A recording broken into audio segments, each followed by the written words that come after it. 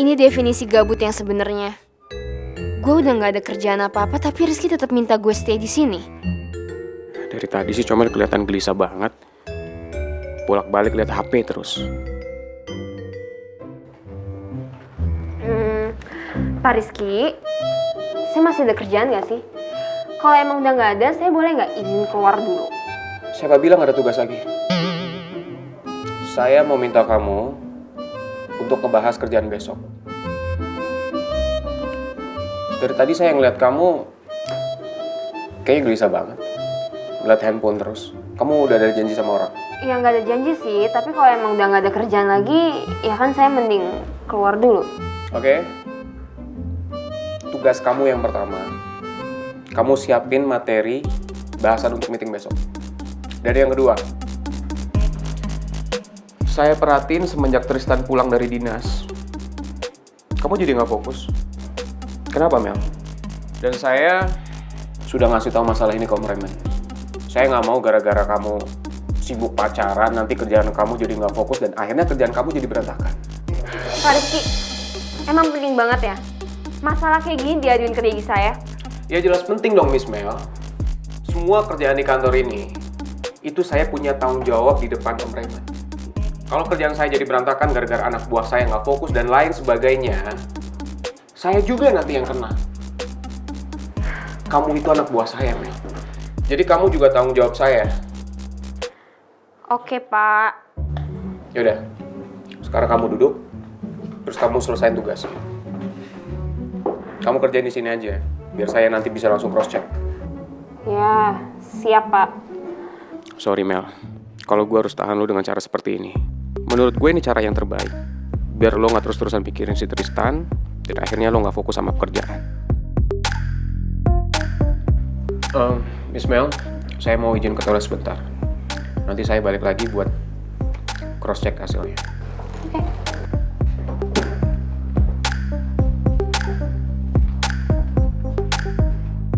Mumpung Rizky ke toilet, gue keluar dulu kali ya. Nanti kalau dia tanya ya bilang aja kebelet. Sini. Gue mau nanya gosip sama lo. Lo tuh sebenarnya risih gak sih sama Boski yang mepet terus ke lo? Ya risih lah, lo kira aja kali dia nempel-nempel terus sama gue. Gimana ya Din caranya biar Rizky tuh gak nempel-nempel sama gue? Aduh, gue sudah gak tahu ya harus nyuruh lo kayak gimana. Tadi gue udah nyelamatin lo ya, mau nemenin lo sama Boski meeting berdua. Tapi lihat sendiri kan Boski gak mau. Ya iya sih, gue emang tahu, emang gak bolehin. Tapi kelakuan Rizky ke gue tuh sekarang over banget. Dan lo tau gak?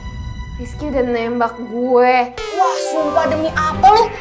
Iya, masa gue bohong, lo aja shock kan apalagi gue. Terus lo jawab apa? Ya gue jawab enggak lah, masa gue jawab iya? Ya kan lo tau sendiri, gue cuma sayangnya sama Tristan. Ya gimana ya Din ya, cara buat Rizky supaya ngejauh dari gue. Gue tuh kayak gak bebas gitu geraknya, diperhatiin terus sama dia. I'm like stuck with him.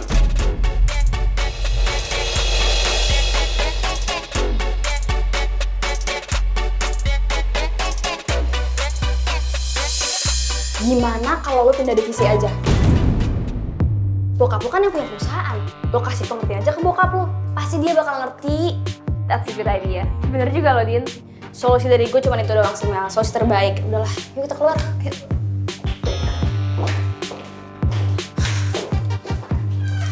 Paling gitu sih Mel.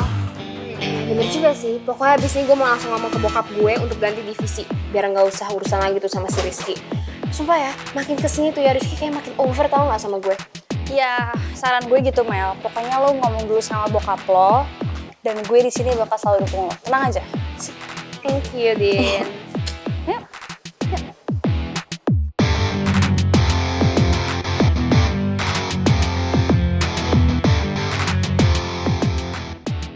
Gue nggak mau kalau sampai Mel pindah dari divisi gue. Kurang lebih semuanya seperti itu. Paham?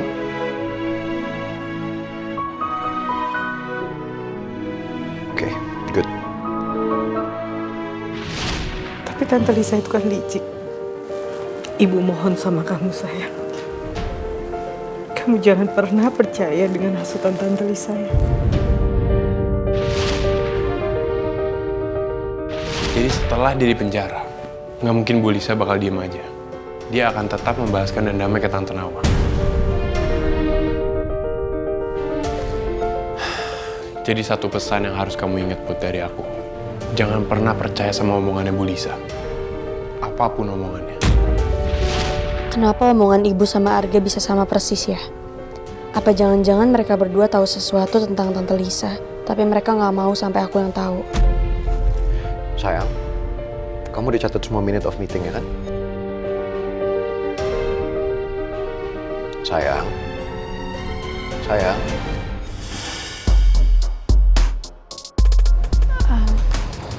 Maaf, kenapa? Tadi saya tanya sama kamu. Kamu udah catat kan semua minute of meeting ya? Tadi sampai mana ya pembahasannya? Maaf, soalnya saya tadi ngelamun.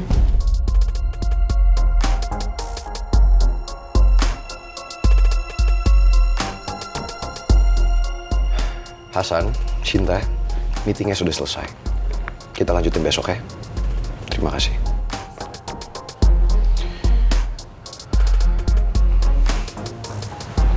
Sayang, kamu kenapa? Maaf ya, tadi aku jadi nggak konsen meetingnya. Tante Lisa ya? Iya. It's okay sayang. Tapi next time kalau kamu nggak pengen ikut meeting, kamu bilang sama saya ya. Biar kamu nggak usah ikut. Siapa tahu kamu bisa menjernihkan pikiran kamu. Asalkan kamu jangan temuin Tante Lisa lagi. Iya. Lagian ada apa sih? Apa yang kamu pikirin? Aku ngerasa aneh aja. Karena Arga sama ibu sama-sama bilang hal yang sama ke aku.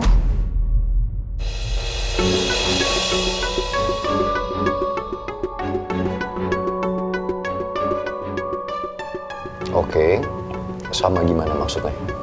Mereka ngingetin kamu sesuatu. Mereka bilang kalau aku nggak boleh gampang percaya sama apapun yang keluar dari mulut Tante Lisa. Dan kata-kata mereka itu sama persis. Menurut aku itu aneh aja. Oke, tapi saya rasa nggak ada yang aneh, sayang. Maksudnya wajar aja kan kalau misalnya Arga sama ibu itu wanti-wanti ngingetin kamu untuk nggak percaya sama Tante Lisa. Lagian kan kamu tahu sendiri, Tante Lisa bukan orang yang baik. Aku cuma ngerasa ada yang mereka sembunyiin dari aku. Sayang, aku rasa nggak ada yang salah kok sama itu. Itu kan bukti kalau mereka peduli sama kamu. Mungkin kamu aja yang overthinking. Yaudah, mendingan sekarang kamu jangan overthinking ya. Karena itu juga nggak baik buat kesehatan kamu. Obat-obat kamu gimana? Masih kamu minum kan? Aku masih minum obat. Tapi udah mau habis kok, paling besok juga habis. Ya udah, nanti saya ke apotek untuk tebus resepnya lagi ya. Lo ngapain? Bukannya kalau obatnya habis aku udah nggak perlu minum obat lagi ya? Sayang, tapi kamu tuh harus rutin minum obat itu. Kan dokter sendiri yang bilang. Pokoknya sampai dokter bilang kamu beneran udah nggak usah minum obat itu, baru kamu nggak usah minum obat itu. Tapi kalau nggak, kamu tetap minum obatnya ya. Harus rutin check up ke dokter juga. Tapi aku kan udah nggak apa-apa. Ngapain juga aku minum obat lagi dan ngapain juga aku harus ke dokter lagi? Dan saya percaya kalau misalnya dokter sendiri yang bilang kamu udah nggak apa-apa. Tapi sebelum itu terjadi, kita check up ke dokter ya. Iya. Lagian kamu lebay deh. Orang sakit mah doang udah kayak orang sakit serius.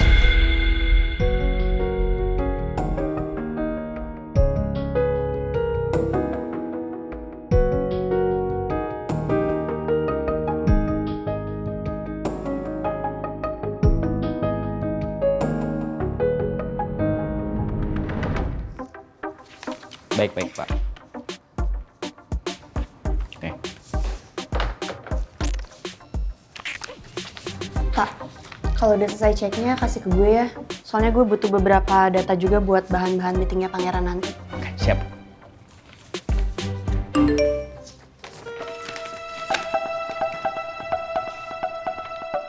Siapa yang SMS gue? Halo Putri, kapan-kapan kita harus luangin waktu buat makan bareng.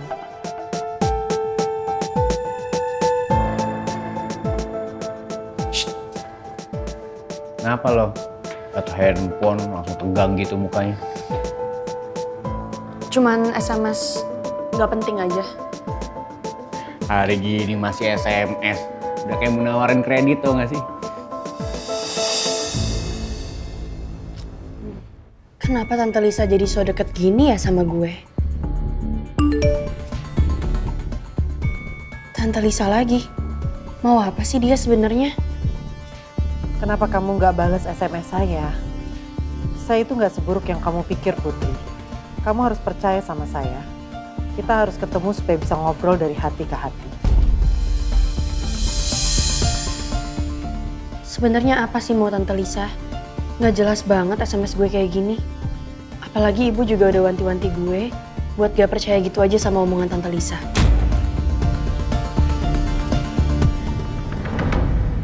Nggak ada yang harus saya bicarakan sama Tante. Jadi mending Tante berhenti gangguin saya. Saya juga nggak ada waktu buat nemuin Tante.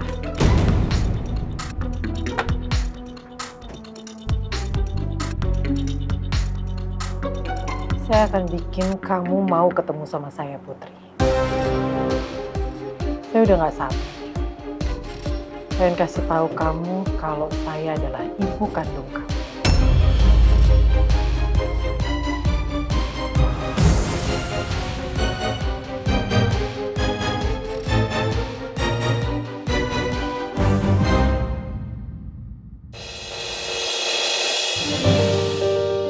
Karena ada Putri, tadi aku tuh jadi nggak leluasa protes ke Lisa. Aku nggak mau Lisa nekat deketin Putri dan mempengaruhi dia.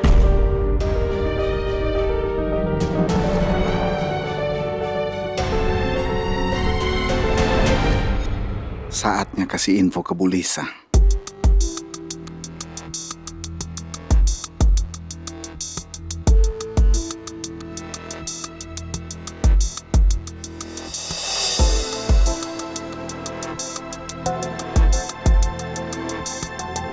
Salim, kamu ngapain di situ? Enggak, Bu. Enggak apa-apa, Bu. Saya mau pamit dulu ke belakang, Bu. Tunggu, Salim.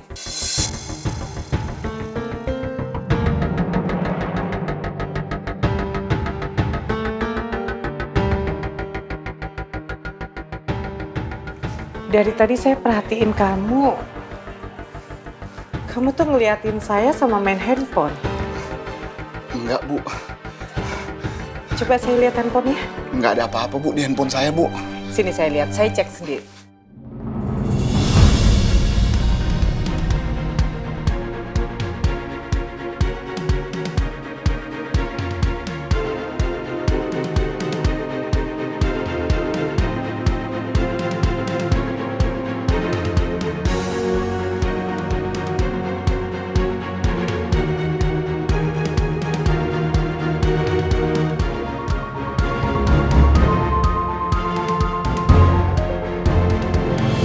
Handphone kamu habis baterai. Iya, Bu. Emang nggak ada apa-apa di handphone saya, Bu. Saya tadi ke dalam cuman pengen update GPS saya aja, Bu, karena wifi kalau di dalam kan lebih kenceng, Bu. Ya udah, saya pamit dulu, permisi ke belakang mau ngecas handphone, Bu, ya.